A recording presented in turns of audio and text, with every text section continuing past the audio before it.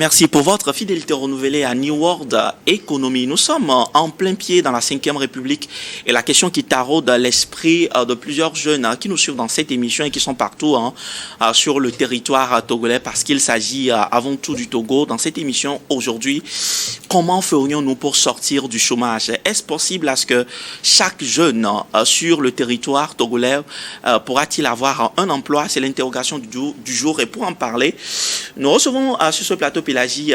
Pélagie, un grand plaisir pour nous de te retrouver à nouveau. Comment tu vas? Plaisir partagé, Coco. Je vais très bien. J'espère que tu vas bien aussi. Je me porte aussi bien. Aujourd'hui, on a mis dans un courrier. Bah oui, c'est ça. C'est ça. Et ça fait vraiment plaisir. Ouais. Alors, Apéfa? Je ne suis pas dans votre enco là. Bien sûr, mais en réalité, tu fais partie donc de notre invité sur cette question aujourd'hui et c'est tout un plaisir et un honneur pour nous de t'avoir également. Ça va? Plaisir partagé.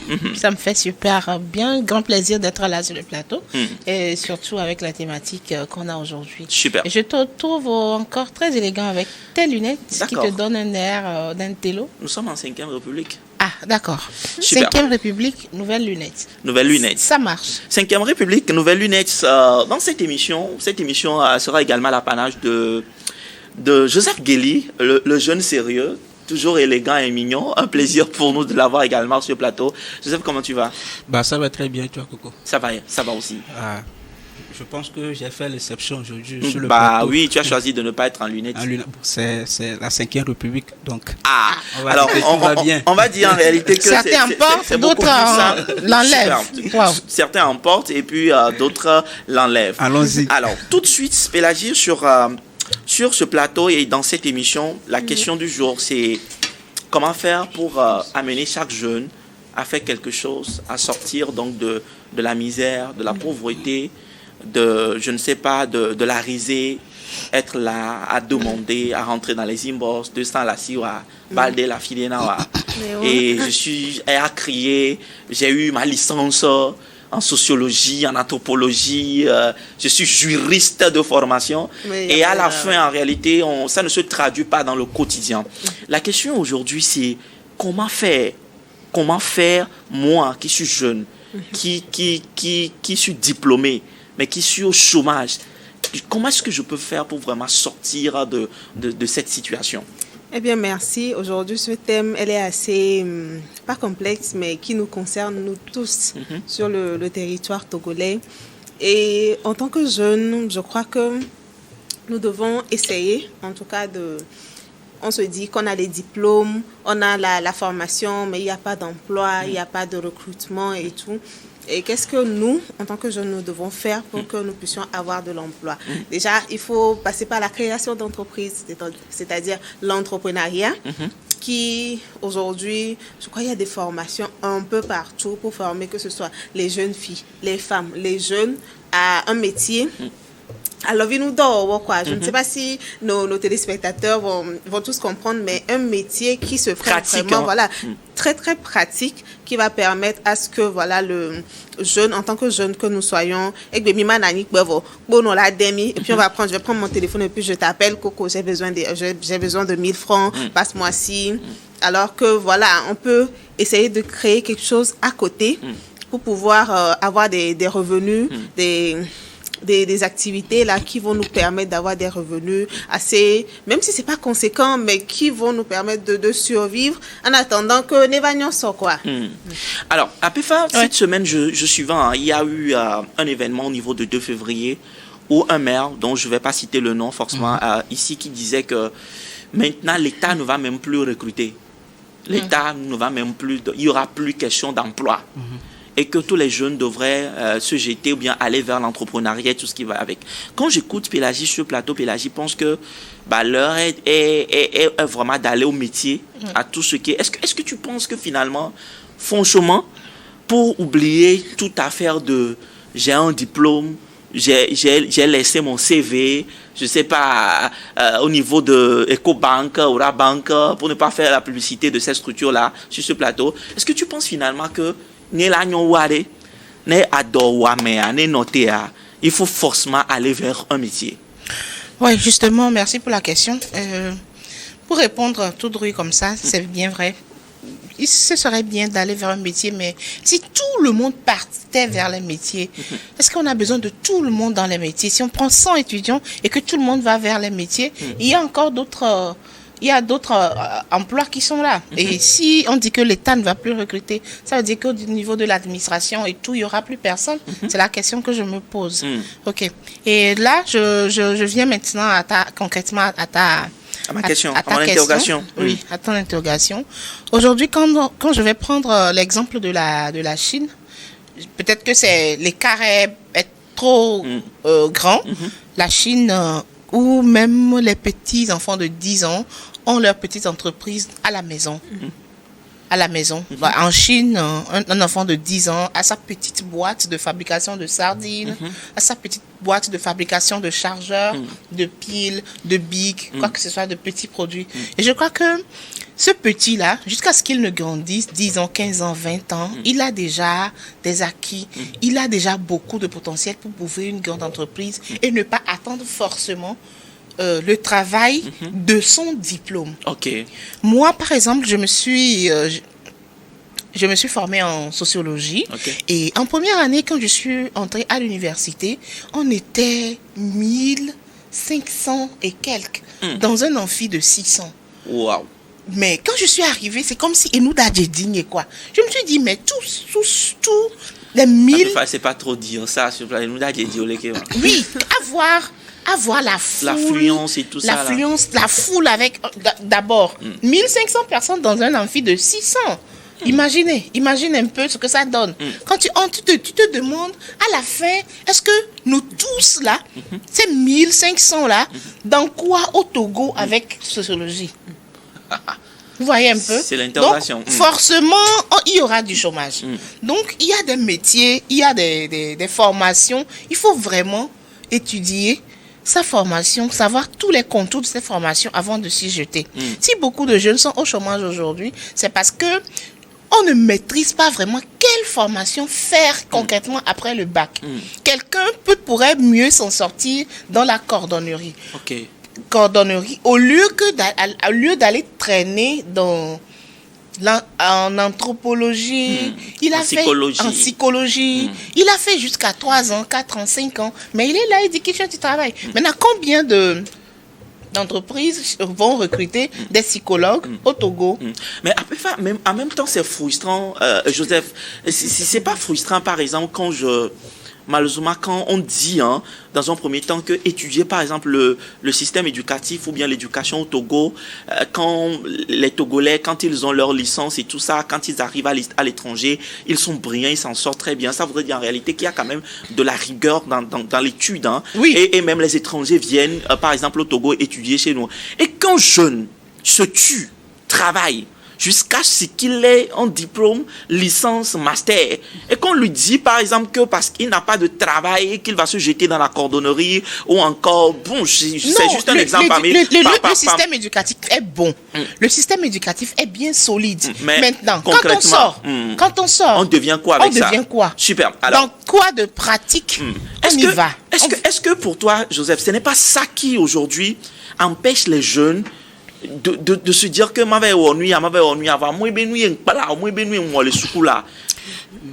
Coco, merci pour la question. Je pense que je vais choquer. Le problème de l'emploi, ce n'est pas juste un problème du Togo. Okay. Même quand on fait les recherches, même les pays développés comme la France, les États-Unis ont également ce problème d'emploi. Donc, ce qui veut dire que c'est un problème assez général. Okay. Et la fonction publique ne peut pas absorber la totalité de la jeunesse. La fonction publique ne peut que absorber une partie. Okay. C'est pour cela que l'agent du maire disait la fonction publique aujourd'hui togolaise ne pourra plus recruter. Donc, c'est ça qui va faire qu'aujourd'hui on doit changer la mentalité.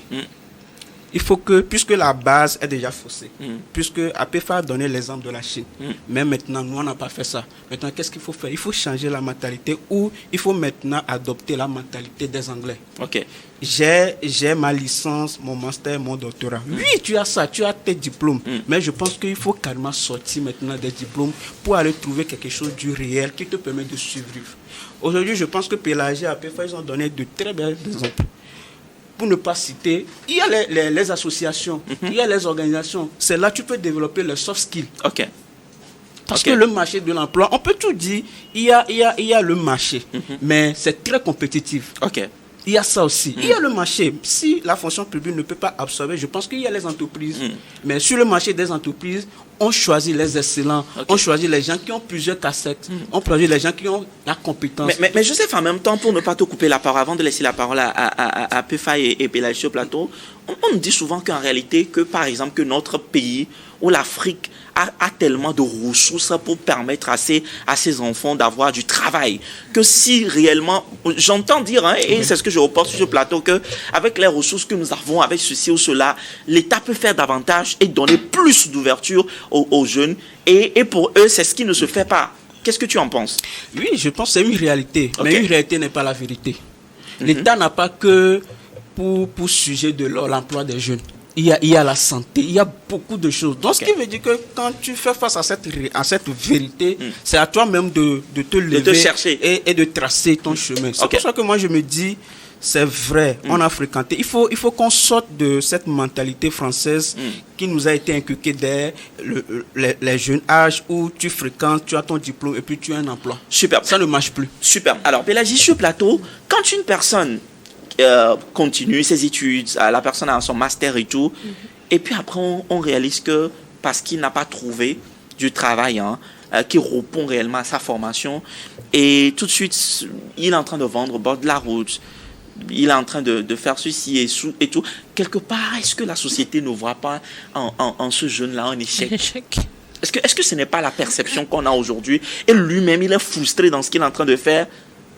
Oui. Est-ce que ce n'est pas une réalité aujourd'hui? C'est une réalité, et en plus de cela, une vérité. Parce que, vois-tu, je crois en 2017-2018, je suivais la formation en affaires sociales. Et à chaque pause, on partait manger, comme chez une dame à côté. C'est une jeune dame. Elle devait être dans la trentaine à l'époque, mais voilà, un très jeune et tout. Et à chaque fois, quand on s'amusait, on s'amusait à parler le français, elle répondait avec du français soutenu. Un jour, elle est Sacom. Et puis un jour, je lui ai demandé pourquoi son français est aussi soutenu. Lui qui est blanc, elle a eu son master, et va aller Sacom. Mais est-ce que ça la frustre, elle? Je ne crois pas. Mais est-ce que ça doit frustrer? Est-ce que ça devrait normalement frustrer? Normalement, non. Parce que quand tu ne trouves pas ta voix quelque part, forcément, ta voix, elle t'attend, quoi. C'est peut-être la vente de com, que voilà, c'était ça qui devait être son activité génératrice de revenus, son activité principale. C'est pour cela elle a pris le chemin de l'emploi, ça n'a pas pris. Mais elle, je crois, la dame, elle est joviale, elle a l'air heureuse, en tout cas. Donc, dire que c'est un truc, c'est frustrant quand, malgré les diplômes que tu as, tu prends une activité, et que cette activité-là aussi, qui était censée réparer les dégâts qui ont causé le chômage, ne te rapporte pas. Là, c'est encore plus frustrant, on va dire. Super. Alors, Apefa, qu'est-ce qu'il faut faire aujourd'hui? Parce que la question est la réalité de la vie attend, la pression attend. Tu n'as pas les moyens, tu dois te déplacer. L'âge est en train d'avancer. Et tout le monde te regarde dans le quartier, le matin, tu es dans la chambre, après, tu sors, on va être dans Ludo, allô, je sais pas, tu es sur les réseaux sociaux, en train de liker, en train de voilà, et tout ça, le temps est en train de passer. Comment arriver aujourd'hui, parce que je crois qu'on va vraiment mettre l'accent sur ça, comment Apefa arriver aujourd'hui avec toutes ces difficultés à pouvoir s'en sortir, parce que c'est beaucoup plus ça. Et que dira la société si tu te mets à faire certaines choses aujourd'hui? Coco, je crois que c'est nous-mêmes qui pensons qu'il y a certains métiers qui sont des sous-métiers, ou bien des métiers qui ne nous honorent pas. Je vais pas aller prendre l'exemple de quelqu'un d'autre, mais je vais prendre mon exemple. Je suis diplômée en sociologie. Je travaille dans une association en tant qu'acteur de développement. Mais tout de suite, après cette émission, je vais enlever ma veste, je vais mettre mon tablier, je vais servir du spaghetti. Donc, je vais servir. Oui, tout de suite, après cette émission ce soir, je vais enlever ma veste, je vais mettre mon tablier. Mais est-ce que les hommes peuvent faire ça? Est-ce que c'est plus facile? Je vais est-ce que ce n'est pas plus facile pour toi parce que tu es une femme? Est-ce que ce n'est pas facile parce que tu es une femme et la femme fait la cuisine et tout ça par rapport peut-être à un homme? C'est pas parce que tu es une femme. Non, c'est pas parce que c'est... Mais partout, il y a les grands chefs de ce monde, les grands cuisiniers de ce monde, ce sont des hommes. Faire à cuisine ou bien faire à manger, ça c'est la cuisine ou bien servir du repas à manger, c'est un exemple parmi tant d'autres. D'accord. Non, mais lundi matin, vous me retrouvez encore au bureau en veste. Ou bien lundi à 20h, vous me retrouvez encore à New World en train de faire la chronique de Éco-Jeune. Mais qu'est-ce que ça enlève sur moi? Qu'est-ce que ça enlève sur mon diplôme de sociologie? Ça n'enlève rien. C'est parce que quand je me suis rendu compte que ce métier de sociologie, ça ne comble pas mes besoins, il faille maintenant trouver quelque chose pour attacher à ce métier-là, pour que ça donne vraiment. Sinon, je serais à la maison aussi en train d'appeler Coco. Des Flous 2000 là. Et demain, ainsi de suite, tu appelles de personne à personne. Et finalement, quand tu vas appeler les gens, ils ne vont plus décrocher ton appel parce qu'ils vont se dire que, oh, regardez, et nous, Kobébiona, que 2000, je crois que chacun a en lui quelque chose qu'il pourra faire et qui pourra le sauver, peut-être en attendant de trouver vraiment ce qui te va. D'accord. J'ai un jeune frère qui se vante qu'il est le plus diplômé de notre famille. Mais disons-nous la vérité, il est le plus mendiant aussi de la famille.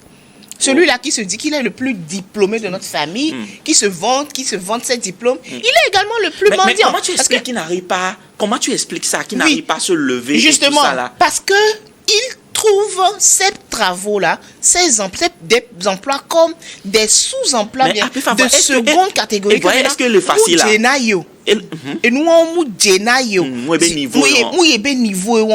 Mais on peut commencer quand même de quelque part. On peut trouver une alternative en attendant de trouver ce qui me va. Donc, est-ce qu'il y a un travail qui dit que school m'a été Oui, c'est avant qu'on pensait ça, que la couture, la coiffure et tout ça, là, c'est des seconds métiers. Mais non, moi, je dis toujours non, non, non et non. Ce ne sont pas des seconds métiers, ce ne sont pas des sous-métiers. Joseph, je reviens à toi et ce serait peut-être le dernier mot sur ce plateau. Alors, qu'est-ce qu'on peut faire et qu'est-ce qu'on doit faire concrètement aujourd'hui selon toi? Quel est au moins l'endroit des jeunes qui nous suivent dans cette émission et qui sont au chômage, qui sont diplômés, qui ont fait des expériences, qui ont fait des stages et tout, mais ça ne va toujours pas, mais qui sont à la maison et qui ne font encore rien? Je vais essayer de donner l'exemple d'Allemagne. Je pense que ce que nous sommes en train de dire sur le plateau, l'Allemagne a compris ça et oriente beaucoup sa jeunesse vers les métiers. Ce n'est pas tout le monde qui fréquente.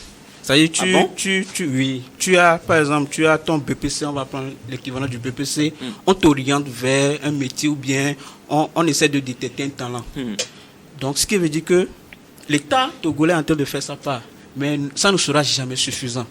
Donc, c'est d'abord, il faut la mentalité. Comme on peut faire la dire, en fait, c'est un problème de mentalité. Il faudrait qu'aujourd'hui, la jeunesse togolaise comprenne que cette réalité ou bien cette vérité, aller à l'école, avoir son diplôme, ses diplômes, et puis trouver un emploi, ça ne marche plus. Donc, il faut changer la mentalité. La mentalité. D'abord. Et puis, si on change la mentalité, il faut détecter ces talents.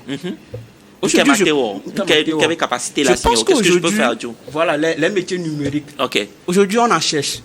Les métiers numériques, que ce soit infographie, ou bien que ce soit community management, ou bien social media management. Je pense que montage de vidéos, c'est des métiers aujourd'hui qui rapportent.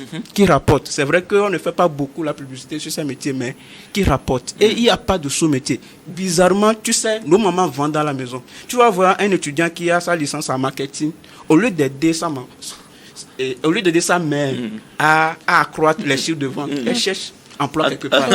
Ce n'est pas logique. Parfois, on a l'emploi à la maison. Mais on va chercher ailleurs. La maison ne te veut pas. La maison ne te veut pas. Master en marketing, elle va dans sa cape. La maison ne te veut pas.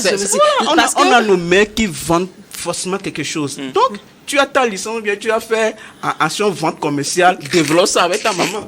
Je pense que tu vas trouver quelque chose. Donc, c'est à nous de jouer très rapidement pour Joseph, tu te trompes. Tu vois, quand la maman, le papa investit, c'est pour te voir à un niveau donné. Genre, c'est pas pour venir encore. Venir l'aider encore. Pourquoi on dit ça? Son enfant, le dilemme, c'est qu'à donner ou chaque jour. Le plan A n'a pas marché. Qu'est-ce qu'il faut faire? Il ne faut pas rester à la maison. Là, Bélagie, je crois que. On va rapidement finir ce chat parce que ce sujet ne doit pas finir. Oui, rapidement. Ce n'est pas pour rester à la maison avec les parents, mais c'est de développer maintenant cette activité des parents pour le rendre plus grand. Voilà.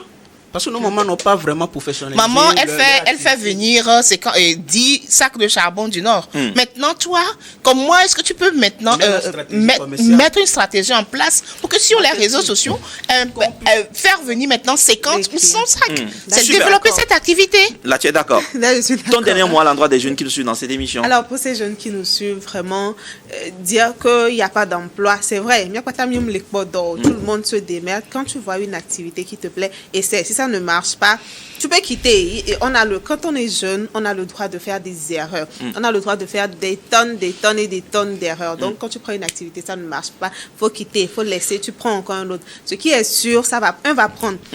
Il y a la dernière fois une TikTokeuse qui disait qu'elle a commencé par vendre, ça ne marchait pas. Et grâce à TikTok, la dame, elle a vendu jusqu'à elle se permet aujourd'hui des voyages. Donc, aujourd'hui, au lieu de rester à la maison et puis demander de l'argent, demander des petits flous, tout ça, demander même des crédits. Faisons juste, même si c'est de la e-vente, essayons quand même. Ça va rentrer de temps en temps et ça renforce notre confiance en nous, ça renforce cette dignité-là. Tu es digne de toi-même, quoi, parce qu'on me bien nous nos vies. Merci beaucoup. Alors, c'est sûr, c'est moi, malheureusement, qu'on va mettre fin à cette émission. On finit la toute première partie, on rentre dans la deuxième partie avec Hervé et puis Gideon que nous recevons donc sur ce plateau pour également toucher la responsabilité de l'État parce que on ne peut pas parler de l'emploi dans notre pays, le Togo, sur le continent, sans également parler de l'autre pays, ce qu'il faut faire, ce qu'il faut changer, orienter en termes de politique d'emploi pour donner une autre image à notre pays, le Togo. On fait cette toute petite pause et on revient dans la deuxième partie. À tout à l'heure.